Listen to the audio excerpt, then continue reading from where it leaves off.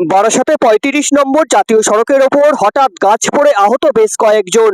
উত্তর ২৪ পরগনা জেলায় বারাসাতে যশোর রোডের ওপরে বিরা থেকে বারাসাতগামী একটি অটোর ওপর আচমকাই আজ বিকেলে একটি বড় মেহগিনি গাছ উপড়ে পড়ে। আর এই ঘটনার জেরে আহত হয় বেশ কয়েকজন। স্থানীয় বাসিন্দাদের থেকে জানা গিয়েছে, যশোর রোডের পাশেই ড্রেনের মেরামতের কাজ হচ্ছিল, তার জেরেই মাটি আলগা হয়ে গেছিল গাছের গোড়ায়। আর তা থেকেই এই বিপত্তি। গাছের নিচে চাপা পড়া যাত্রীদের তৎক্ষণাৎ উদ্ধার করে বারাসাত সরকারি মেডিকেল কলেজ হাসপাতালে পাঠায় এলাকার স্থানীয় মানুষজন। একেবারে রাস্তার মাঝ বরাবর গাছ উপড়ে পড়ায় যান চলাচল বন্ধ হয়ে পড়ে। ঘটনাস্থলে বারাসাত থানার পুলিশ এবং ট্রাফিক পুলিশ আধিকারিকেরা এসে যান চলাচল স্বাভাবিক করার কাজ শুরু করেছে। আজ বিকেল ৫টা ৩০ নাগাদে সেই ছবি তুলে ধরলাম আমাদের ক্যামেরায়।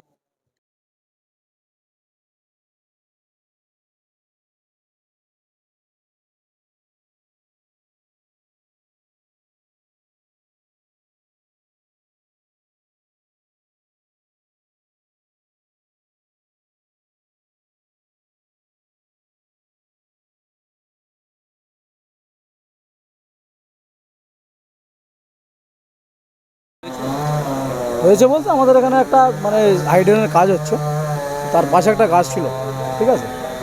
তো গাছটা বহুত পুরনো, আমার সম্ভবত আমার আইডিয়া ১-১৫০ বছর হবে। গাছের গোড়াটায় কিছু নেই, আপনারা দেখতে পারেন গাছের গোড়ায় কিছুই নেই একদম, ঠিক আছে। এখন যেহেতু ড্রেনটা হচ্ছিল না, একটু সাইড থেকে হচ্ছিল ড্রেনটা, তো হঠাৎ করে আমরা যখন বসে আছি তখন ওই বিকাল ৫টা নাগাদ হঠাৎ একটা আওয়াজ পেলাম, গাছটা ভেঙে পড়ে গেল, ঠিক আছে। পড়ে যাওয়ার পর দেখলাম বিদ্যুতের তার জল করে জ্বলছে। স্বাভাবিক আমরা ছুটে এলাম, এসে দেখলাম ওর নিচে কেউ আছে কি না। যাক, রমজান মাস, আল্লাহর ইচ্ছায় নসিব ভালো, কারোর কিছু হয়নি। একটা অটো ওর মধ্যে পড়ে গেছিলো, অটোয় দুজন মহিলা ছিলেন, একজন আর একটু ইনজুরি হয়েছে। তো আমাদের এখানে তো ওই প্রশাসনের লোক থাকে, সঙ্গে সঙ্গে ওনারা অ্যাডমিট করে দিয়েছেন এবং বারাসাত প্রশাসনকে ধন্যবাদ জানাই। খুব তাড়াতাড়ি চারিদিকে আমাদের কথা মতো আমরা যেহেতু বলার সঙ্গে সঙ্গে তারা সমস্ত কিছু ব্যবস্থা করে দিয়েছেন। অলরেডি আপনারা দেখতে পাচ্ছেন গাছ কাটা হচ্ছে, আশা করছি খুব তাড়াতাড়ি রাস্তাটা ক্লিয়ার হয়ে যাবে। কেমন ইনজয়েড হয়েছে?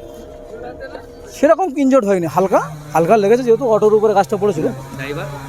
ড্রাইভার সুস্থ আছে, কারোর খুব একটা অসুবিধা হয়নি। হ্যাঁ, অটোটা একটু ভাঙচুর হয়েছে, আর কারোর কিছু হয়নি।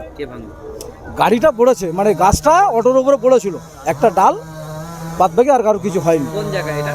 এটা হচ্ছে জগাতেকাটা কাজীপাড়া, যশোর রোড। বলছি যে এই পুরনো গাছগুলো তো কেটে আবার সরকারের তরফ থেকে তো নতুন ছোট ছোট গাছ লাগানো হচ্ছে, তাহলে এই গাছটা কাটা হলো?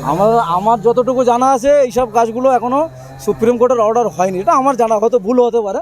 যেহেতু গাছ নিয়ে, যার জন্য আমরা তো চাইছি ইমিডিয়েটলি যশোর রোডটা 4 লেন হোক, যেভাবে গাড়ির চাপ, হ্যাঁ, তো সেইভাবে গাছগুলো অবশ্যই সরানো দরকার। কিন্তু প্রশাসনের ব্যাপার, প্রশাসন জানে এটা।